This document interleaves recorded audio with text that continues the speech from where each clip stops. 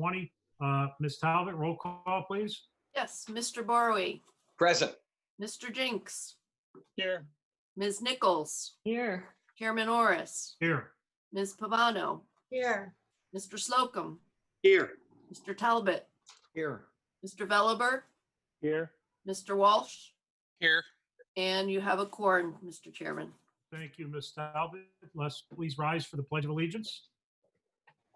I pledge allegiance To the flag to the of flag the United of the States, United States of America and to the and to the republic for republic which it for which stands, it stands, one nation, nation, under under God, God, indivisible, indivisible, with with liberty and liberty and justice justice for all.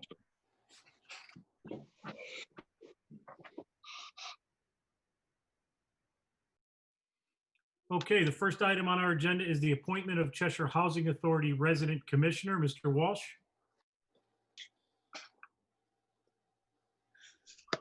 Thank you, Mr. Chair. Be it resolved that the town council approves resolution number 072820-1. Be it resolved that the town council appoints Kathleen Hodges, 72 Rumberg Road, as resident commissioner for the Cheshire Housing Authority for the term July 28th, 2020 through May 31st, 2025. I'd second that. Thank you, Mr. Walsh. Thank you, Ms. Nichols. Mr. Walsh? Well, this is, they had nominations were due to Susan Pappas by no later than June 9th of 2020, and she received one letter of intent to run for office, and that was Kathleen Hodges. But don't let that fool you. She's got a wealth of experience in this town. She's been with us for living in Cheshire for 35 years. She was an elementary school secretary at for the Board of Ed for 26 years. She's a current resident of Foothouse Commons, and I think it's a great addition to the Cheshire Housing Authority. Great. Thank you, Mr. Walsh. Are there any questions or comments from members of the council? Okay, seeing none. With that, I'll call for a vote. All those in favor? Aye. Motion passes unanimously. Thank you, Mr. Walsh. Move on to item 4, appointment to the Tax Increment Financing Management Committee to fill vacancy. Mr. Varley. Mr. Chairman, thank you. Be it resolved that the town council approves resolution 072820-2. Be it resolved that the town council appoints acting town assessor Christine McCardle to the TIF Management Committee to replace the vacancy of former assessor Teresa Garemski. Ms. McCardle shall serve until no longer in her representative position or until replaced with a new appointment by the town council. Second. Thank you, Mr. Barwi. Thank you, Ms. Pavano. Mr. Barwi? This is pretty self-explanatory. It's a very important committee, but it will have a great deal to do with eventually some improvements that'll be done up in the north end of town. But this is by right to her position to be on this committee, and therefore we're just formalizing what needs to be done. Great. Thank you, Mr. Barwi. Any questions or comments from members of the council? Seeing none, with that, I'll call for a vote. All those in favor? Aye. Aye. Aye. Motion passes unanimously. Thank you. Item 5, discussion and possible adoption of the 2020 Mixville Park Management Plan. Mr. Walsh? Thank you, Mr. Chair. Be it resolved that the town council approves resolution number 072820-3. Be it resolved that the town council approves the proposal plan for Mixville Park for summer 2020 to ensure the safety of residents during the COVID-19 pandemic, and authorizes the town manager to make administrative adjustments as necessary. And be it resolved that the town council sets a parking fee of $25 per day for non-resident visitors. Thank you, Mr. Walsh. Is there a second? Second. Thank you, Mr. Veliver. Mr. Walsh? Okay, well, our beautiful park at Mixville, due to COVID and everything else, it's been quite a delay in opening. And last few weeks, there were some issues arising from overcrowding and using the water. So I know I see Elizabeth is on here, so I'm probably going to turn this over to her to probably explain what the Park and Rec is doing to make this a better and safer place. So Elizabeth, you'd probably be best to talk about this. Sean, did you want us? I'm here too. Did Sean want to introduce the topic, or do you want Elizabeth just to kind of go right into what our plan is? Well, I can just kind of briefly give a background if that's okay, Mr. Walsh, and then I'll turn it over to Elizabeth to walk through the details. But as you were explaining, this of course has been a very challenging year as we were adopting, and just for the edification of anyone watching at home, as we were adopting this year's budget and considering how to handle the opening of our park and rec facilities in March, April, and ultimately adopting in May. It was very difficult to predict just how this season would go, knowing many of the amenities wouldn't be available and whether it'd be appropriate to have the traditional pass system in place or not. So it's a bit of good news in a way that I think, and hopefully we can hang on to it, that Connecticut and Cheshire is in a better place than we were in March and April. And so the Park and Rec folks have done a great job trying to come up with a reasonable plan to safely allow access to our residents and also to non-residents for a fee. And try to manage the crowds there a little bit and make it available, especially on days like today when it's hot and people want to get out and enjoy our wonderful parks. So we're looking forward to your feedback and any questions and considerations of this. But maybe Elizabeth, if you could, and if it's okay with you, Mr. Chairman, that she could kind of walk through the plan. Yes, please do. So starting this past Saturday, we have had Mixville Rangers standing by the gatehouse, handing out information sheets, simply telling people that we do plan to have a parking permit be required for everyone who enters the park beginning this Saturday, August 1st. We left the details pretty vague, so you guys still have the opportunity to weigh in and make changes as needed this evening. We will have 2 rangers on site from 8 a.m. until 8 p.m.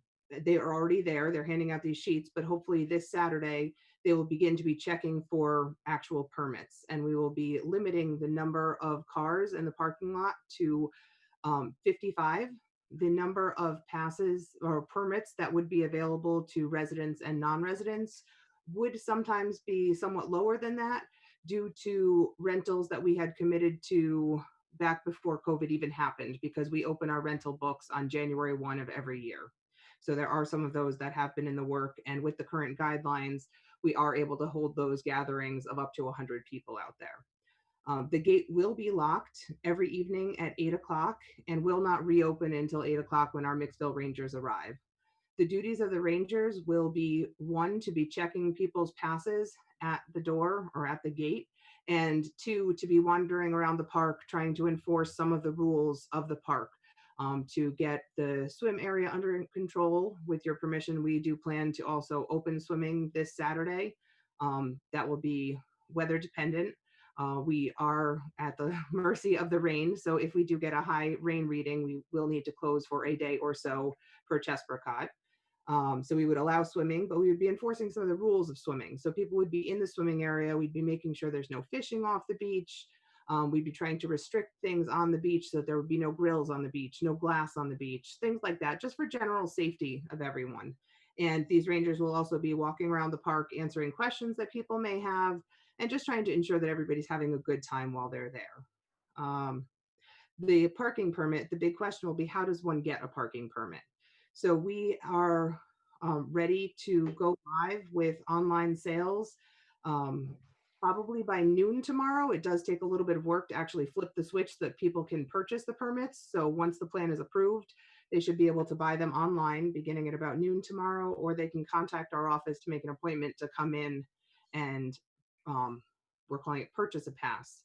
In our proposal, the daily passes would be free to residents, and there would be a $25 charge that does include sales tax effective January 1 of 2020.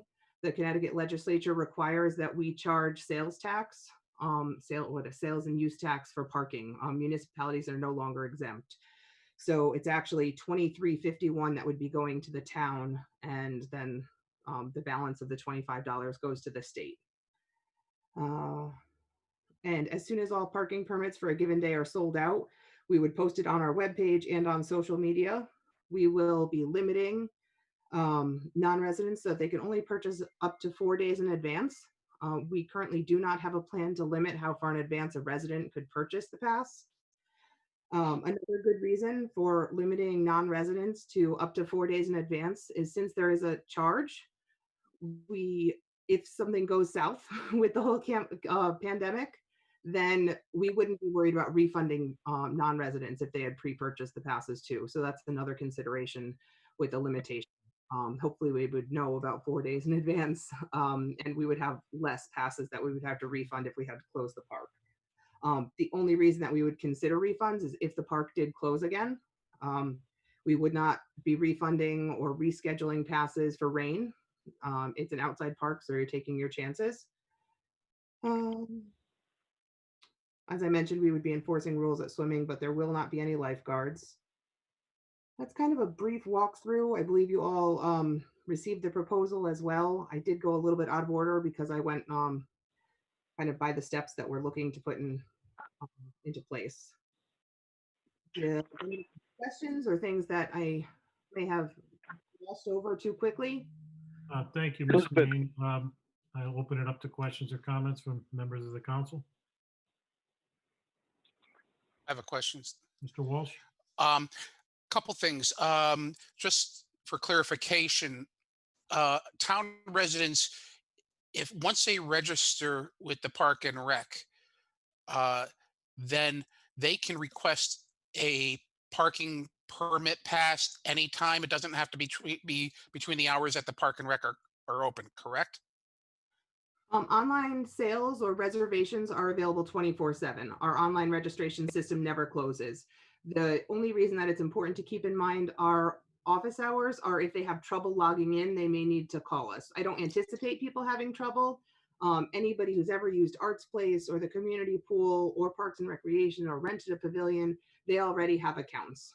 So that's So if it's a nice day on Saturday and they go on and see, oh, there's still some availability, they can do it on Saturday if they want. Yes, they can. They can log into their account and get that pass. I did skip that part. Thank you for reminding me. They can either print out the permit on a home printer, or they can even simply, if they have a smartphone, show their phone through the window. We're going to ask that everybody, as they pull up, they keep their window closed, and they either hold their phone or their printed out permit up to the window. On that permit or receipt, it will show their license plate, which will be verifying. So the license plate and name will show on the permit. Okay, and I'm looking at the list that we got, available parking permits. Due to the rental of the pavilions on weekends, there's limited availability on parking spots, but we were going to open a little bit more of the parking lot, I understand, or no? So the plan is to remove the millings, so the parking lot is wide open, but because we're trying to limit the number of people using the facilities, including the bathrooms, we really can't accommodate too many people in the park. So we've guesstimated the number of cars that will be coming to these rentals to try to maximize the number of residents who can visit the park. Okay, so say for instance, a resident wants to go for a morning hike. So they register for a permit and they go in at 10 o'clock in the morning and they're done by noon. But because they did that, that's one spot that's done for the day, correct? That is correct, yes. Okay. Okay. That's a Well, challenge. I just wanted one other thing. Because this is my district, I've had numerous calls and emails about the park. And I will say a couple of the people who have been some of the biggest complainers have commented to me yesterday what a beautiful job the Park and Rec and the Public Works has done to get this park ready. One resident who's been around for 30 years told me she thought the park looked the best it's been in all the years she's been here. So kudos to you guys for getting it up and bringing the beauty back to this park. Thank you. Public Works has been out there doing doing the work. We've been the staff at the gate with the friendly smiles. Okay, thank you. Thank you, Mr. Walsh. Any other questions or comments from members of the I had a council? Mr. question, Slocum? Mr. Chair. Yeah, my question goes to the bathroom facilities, and it's just a question in general, maybe not specific to Mixville. I've noticed some communities have portalettes. Are there different conditions for town employees and town staff for cleaning if in fact there's portalettes which are managed by an outside vendor? Does anyone know an answer to that? Because I know you're trying to limit the use of bathrooms, and I assume it's for sanitation purposes. Yeah, I can probably take that. Tim, yeah, in fact, with Mixville specifically, as we didn't have a system in place to really control crowds, and we were trying to discourage folks from staying for prolonged periods of time, just for exposure's sake and for large crowds for a long time, we didn't open until now. We will be opening the bathrooms. We have portalets there at Mixville for that reason, and the outside company does change them out and clean them. But now I think we're comfortable that if we are able to manage the numbers much more effectively, that will be at a reasonable number that we can continue to service them and clean them ourselves like we are the other bathrooms. But that's been an issue with other parks as well. We're trying to control some of the larger events or sports gatherings and tournaments because that can be a concern, the number of people you have using the facility. The better handle we have on that, the easier and more appropriate I think it is for us to keep it safe. So while there's a rental cost associated with a portalet, it's not necessarily better to have them because staff doesn't have to be involved with them. Is that your basic answer? Yeah, that's basically right. And I think to the extent that we're going to have these pavilion rentals, we haven't been allowing specifically at Mixville pavilion rentals until now, especially given the proximity of the bathrooms to the pavilions there. It's not really, wouldn't really seem appropriate to have them go down to the parking lot to where the portalet facilities are. So yeah, I think we're comfortable with this arrangement again, given the management of the numbers and our ability to clean them. Yeah. Well, that's enough potty talk for me. Thank you. Any other I have a questions quick or question. comments from members of the council? Mr. Jinks? Thank you, Mr. Chairman. So if someone calls and is not allowed to get a parking permit because they're number 56, are they going to sort of have first be first on the list for the next day, or do they just have to call back again the next day? It's not sequential. So you could reserve for 2 Thursdays from now if you want right now. So it wouldn't immediately fall to the next day. Oh, I see. Okay. Is able to request whatever day they think they want to go. And back to Mr. Walsh's comment before about the capacity, once it's hit even for the person who's going for 1 hour. That's similar to how Deep is managing the waterfront and also the inland. Once they hit their capacity, that's why you see on the news parking is at capacity. The nice thing about us is you don't have to get up in the morning and get in line to be one of those first people. If you've reserved one of those 55 permits, you can go at 3 o'clock in the afternoon when you want to, when it's convenient for you. You don't have to wait in line and worry about, oh my gosh, am I going to make it? You'll know in advance that you've reserved your permit. Okay, thanks. Any other questions or comments? Ms. Nichols? Yeah, I just need to figure out how to unmute. Sorry. You are, we hear you. Am I unmuted? Okay. I kudos to you and Park and Rec for figuring all this out. This is a daunting task. I think it's something that towns all over are dealing with, and it's very difficult. And I think you have organized it well enough. My concern is about the staff that is going to be present at the park. Should there be any issues regarding people not following the rules or being at all abusive or whatever to the staff? Have you thought about the safety of the employees that are going to be there? Yes, we have. That is one of our concerns. That is why we took so long to put this in place. We think that having the passes available online and requiring that they be done in advance will alleviate some of that. In the past, occasionally we've had passes sold on site. So I think that having the pre-reservation will help a little bit of it. Also having them in place for a week, warning people before we just all of a sudden have people at the gate turning people away, I think is a second way to help. And both last weekend and this coming weekend, to my knowledge, the police department will be there for support. If they have any questions, I don't know that it's going to continue past that, but Sean may be able to speak to that. I think we're going to see how it goes. Okay, thank you. Yeah, we are planning to have them there this weekend for the reasons that Elizabeth stated, but I'm comfortable and with the way that last weekend went, which was an improvement, certainly over the prior weekends. that we're comfortable between that and also having the 2 rangers. As Elizabeth said, in the past, we've relied on just 1 gate guard who's there by themselves into the evenings. And so I think there's a strength in numbers of having 2 people that can check on each other, make sure everything's going well. So all things considered for this unique set of circumstances, I think this is a good, reasonable approach for the balance of the year. And I'm sure we'll have more conversations about how to maybe make modifications to Mixville for next summer, hopefully in a more COVID-free environment. We're so lucky. Thank you. Any other questions or comments? Okay, seeing none. I Yeah, have a Mr. couple Chairman, quick ones. Mr. Chairman, this is John. Oh, I'm sorry. Who's that? This is John John? Gawlak. Yeah, I just wanted to add and just thank Elizabeth for all of her efforts and her time put into a lot of this that's been put in front of you is because of her effort and her history with the park because of my lack of history. But I just wanted to make sure that for the record, that people knew, who was really behind this effort. So I just wanted to thank her. Thank you, Mr. Gall. I appreciate it. Okay, I have a couple quick questions. Sean or whoever wants to jump in. The rangers that we've hired, are they adults? They are not.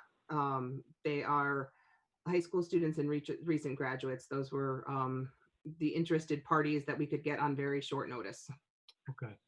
I mean, I'm certainly going to support this resolution because I think you guys have done a phenomenal job of putting together a program that I think supports our community's use of this great facility through a very difficult time, this pandemic. But what I am a little concerned about is putting our youth in a position where they could have a dispute and how that potentially escalates. So I'm very happy to hear you have 2 people there. I'm also very happy to hear that we've had lively discussions with our police department to ensure they're going to be there for a period in the beginning of this. But I do want to raise it as a concern. I'm very fearful that we could potentially have one of our youth put in a situation where there is a dispute and something occurs. So I would ask that they're well trained to make sure that they don't engage in something so that they don't put themselves into harm's way. I would just hate to see any of our high school students or our recent graduates have a problem there. So, I just want to make that statement. I'm concerned for their well-being and want to make sure we do the best we can to support them in this endeavor. We have so far, all of our conversations, we have reminded them to remain calm and not to enter confrontations. We are going to provide them with rule sheets. So if someone continues to refuse to obey the rules, they are not to engage them. They are just to hand them the rule packet and to remove themselves from the situation and call John or I or the police department, depending on the level of risk and severity for the rule infraction, we'll say, or what's going on. Great.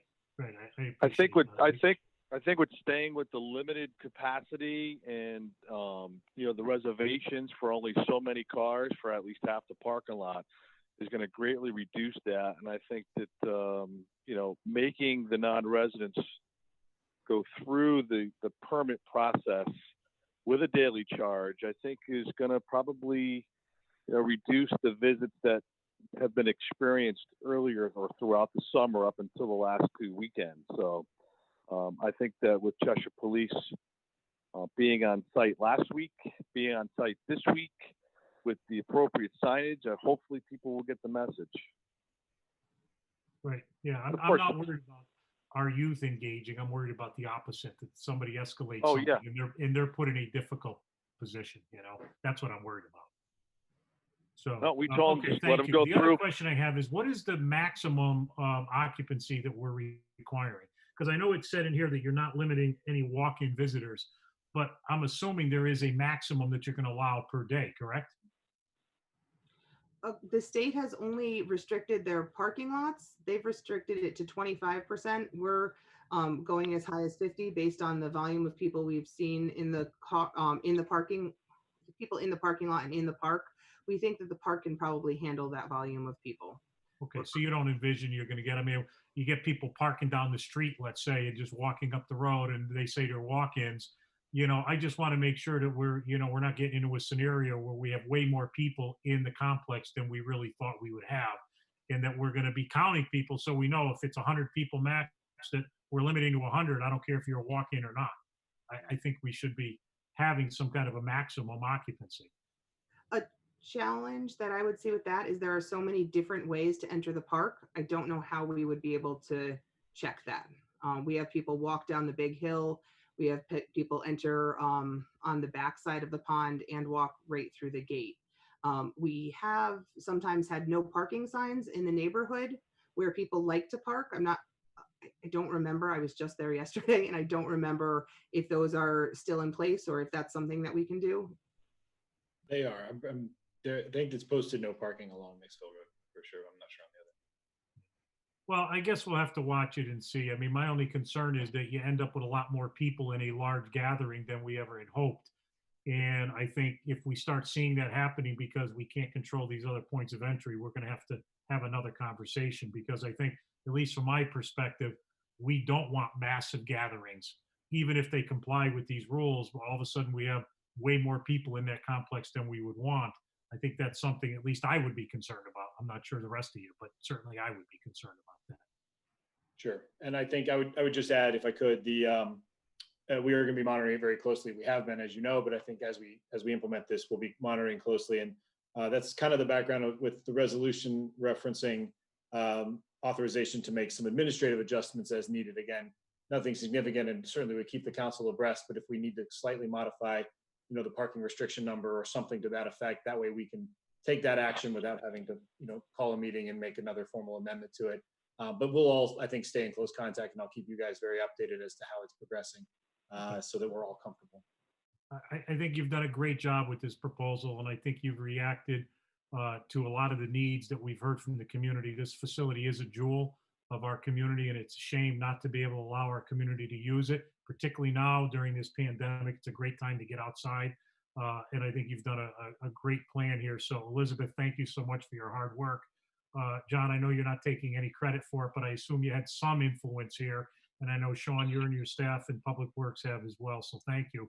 Ms. Pavano, did I see you raise your hand? Yeah, yes, I have a question. Are the rangers, they are going to have cell phones, and so that if there's any problems, the police can be called immediately, or even if they don't have cell phones, will you be providing them? How's that going to work? They have a phone in the gatehouse that they have access to. They all have their own cell phones and are comfortable using them if needed. And we also have walkie-talkies that we've provided to them, so they'll be able to communicate with one another from opposite sides of the park. And we've used the walkie-talkies in the past, so we know they have good range all around the park. Thank you. I think as the district council person too, you ought to give Mr. Walsh one of those walkie-talkies too. No, thank you, please. I'm already on a hotline to many of those people over there as it is. Jump in with both feet down. Who cares? I had one question though. Just to clarify, these passes if you want to go in on a Monday through Friday as well. It's not just weekend, correct? Yeah. So anybody who wants to go in, and this is going to start this Saturday. That is our plan, yes. Okay, so beginning Saturday, if they want to go into the park any day, they need to get the parking permit. So I just wanted to make sure that the public knew that.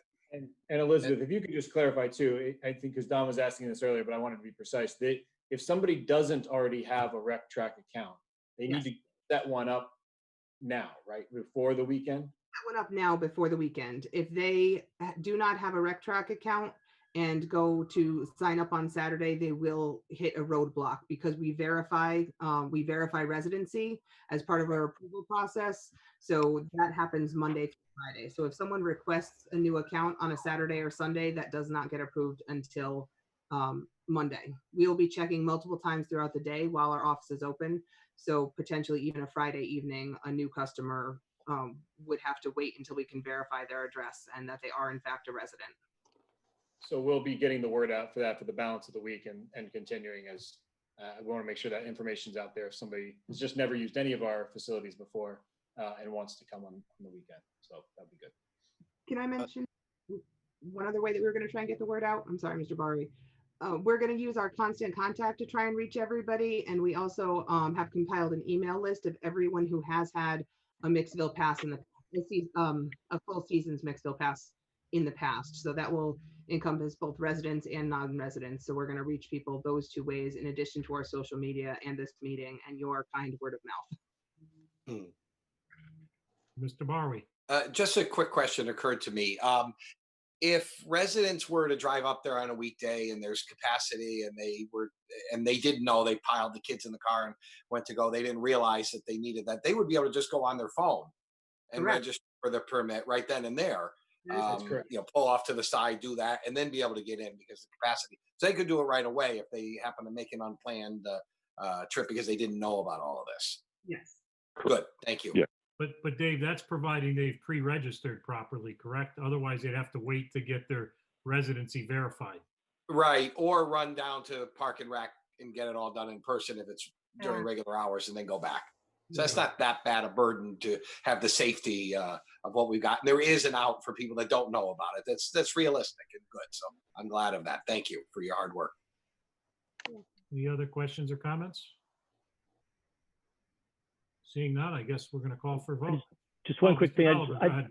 Right. I just wanted to echo the comments that have come before. I think this is Mixville is a great gem of Cheshire, and I'm glad that we're finally able to come to a plan which allows the residents and also non-residents to use this in a very productive and hopefully effective manner.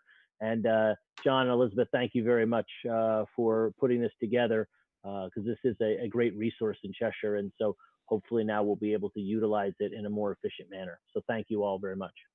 Thanks, Dave. And Don, Mr. Walsh, I think you need some kudos as well, because I know you have been fielding an enormous amount of calls from constituents in that district. And I think you've gone above and beyond to address all of their concerns, to interact with staff, and to advocate for making sure that facility is open and open properly. So thank you for your hard work as well, Don. Thank you. You're welcome. So with that, if there's no other questions or comments, I'll call for a vote. All those in favor? Aye. Aye. Motion passes unanimously. Thank you all. Thank you, Ms. Main. Thank you, Mr. Golak. And I guess with that, we're going to move on to executive session. Starting with item 6, we're going to need a motion to go into executive session to discuss an update on collective bargaining negotiations, contract negotiations, and personnel matters. Executive session will include Town Manager Kimball, Assistant Town Manager Talbot, our attorney, Town Attorney Al Smith, and Attorney Curtin, Mr. Sitko, and Mr. Jascott. Did I miss anybody, Sean? That's it. You got it. So Okay. moved. Mr. Second. Slocum, thank you. Mr. Jinks, second. All in favor? Aye. Aye. Motion passed unanimous. Remember, folks, we have to leave this meeting and then re-log in on an executive session login. So we'll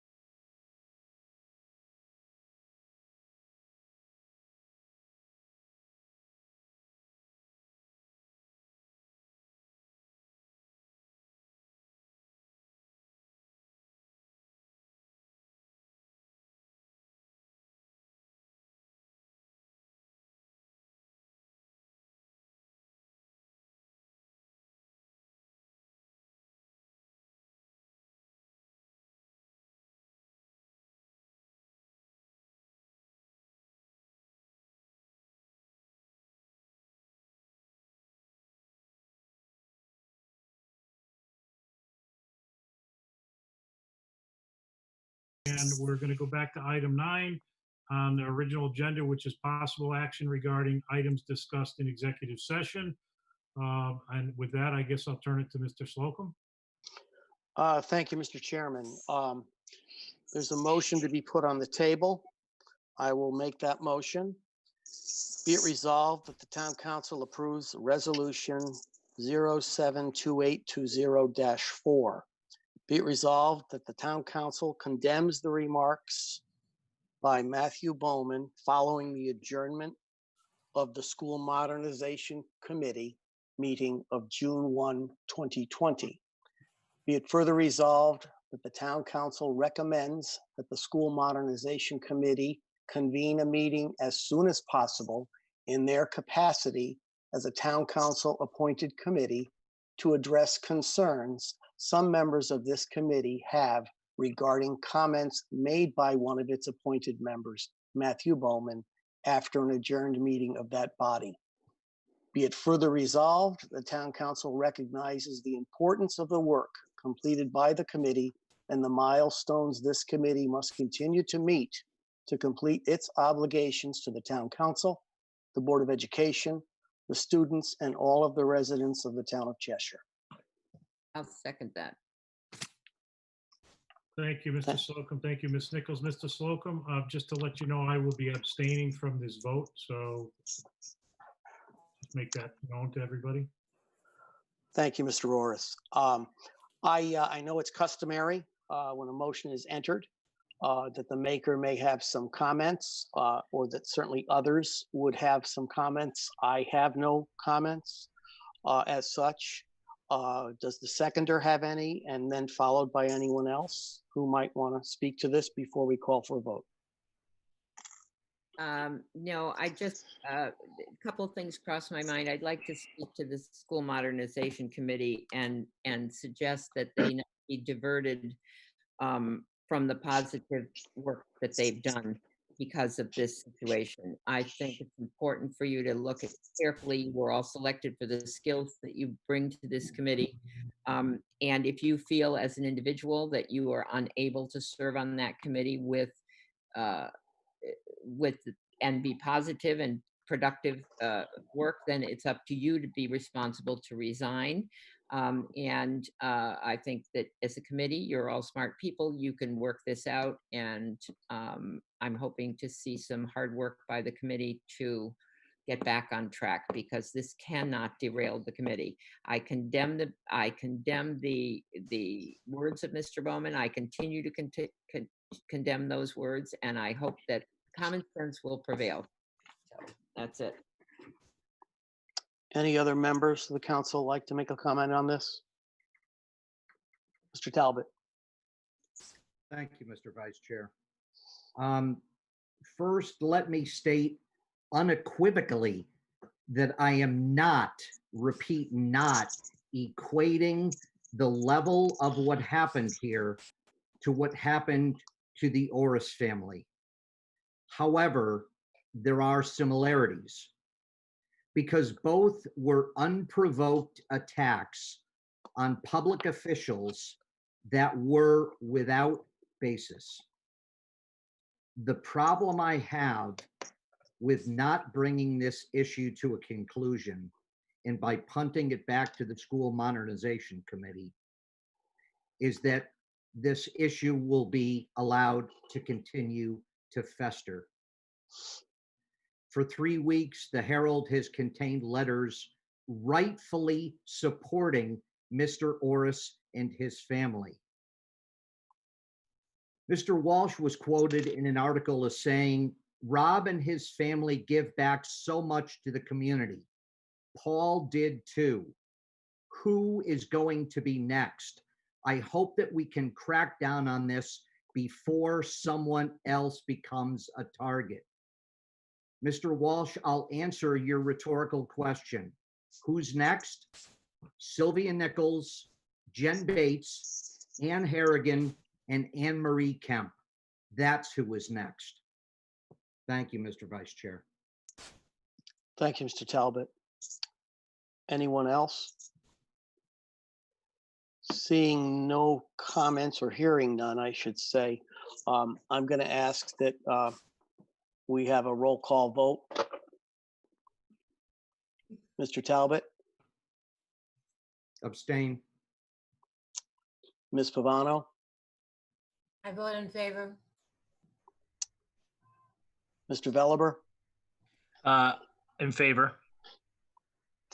Ms. Nichols, In favor.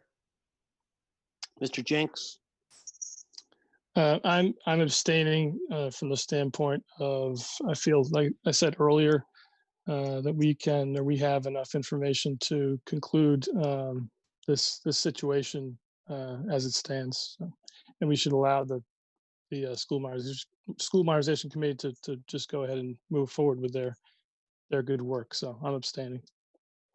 Mr. Walsh, In favor. Mr. Bowery, I vote in favor. Mr. Slocum in favor. I believe the motion carries. And Mr. With- Slocum, just for the record, again, since you're calling a roll call, I also abstain, even though I mentioned it at the beginning. So I believe we're all present, so we have a vote of X amount for and 3 abstentions, I believe I counted. So that would be 6 in favor and 3 abstentions. Thank you, colleagues. Thank you very much. I'll And turn Tim, it over thank- to you, Mr. Orris. Tim, can I just say, I just want to say, thank you very much for this discussion. I think this has been a very important discussion and a very important issue that we've all had to address. So thank you. Thank you for saying. So thank you for turning it back over, Mr. Slocum. And with that, I'll look for a motion to adjourn our meeting. So moved, Mr. Chairman. Thank you, Mr. Bowery. Second, please. Second. Okay. Thank you, Mr. Jinks. All in favor? All right. Aye. Aye. Motion passed unanimously.